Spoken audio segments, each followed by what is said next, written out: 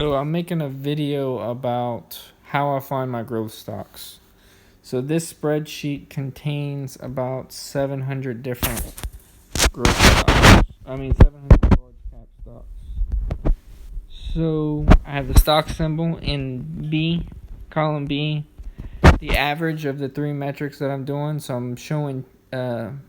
I'm averaging out the growth over 3 years, 5 years, and 10 years. So you can see 10-year growth, 5-year growth, 3-year growth.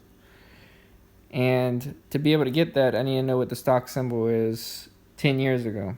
So this is the formula for that. And you just change the date for 5 years ago and then 3 years ago. And this is the formula for the current price.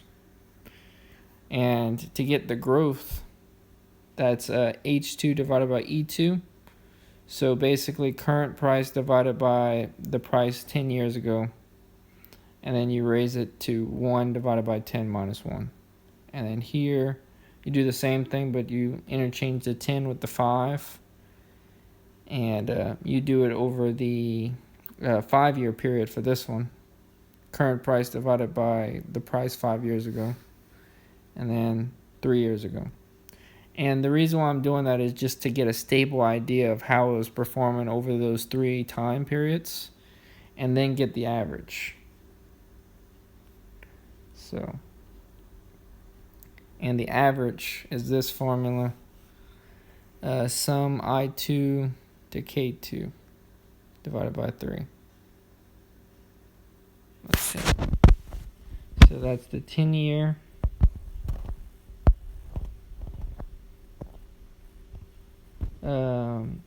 So it's adding these three, I2 to K2. So it's those 3 numbers, including this one, and basically dividing it by 3. So that's how you get the percentage. So basically I got the highest percentage of those 3 averages.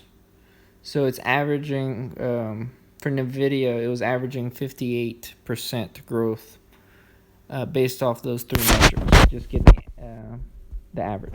So if you want to see, I got it ordered from highest to lowest, and these could be some stocks that you consider. I'm just gonna roll down, and maybe I'll let you see the name of the company. Yeah, that's a formula I need to show as well. That's a formula this is for Google Sheets, and that it'll automatically pull the name of the company. So it's referencing B22. So it just pulls the stock symbol and it automatically puts the name of the company. And I'm going to keep scrolling down so you can see we're up to 25% growth per year. So these are some fairly good companies. I wouldn't put all my money on one, but the way I like to do it is just diversify them among the ones that did really well.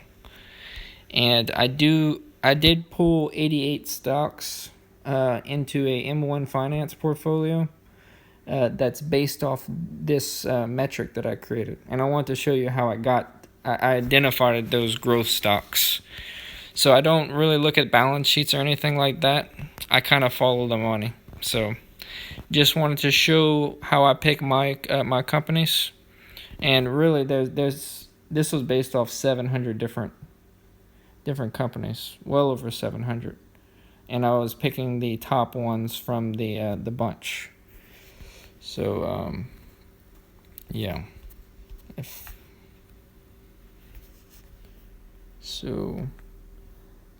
just wanted to share that. So let's see how far it goes. We're up to 200. All you have to do is you don't have to manually put all these numbers. You just drag it down, and it automatically puts it in. So we're up to 400 companies. I had to manually put the stock symbols, but I pulled that from E-Trade. I just used a screener to find all the large caps, and I put it all into this in here. So Google Sheets will sometimes pull NA, so I just don't mess with those.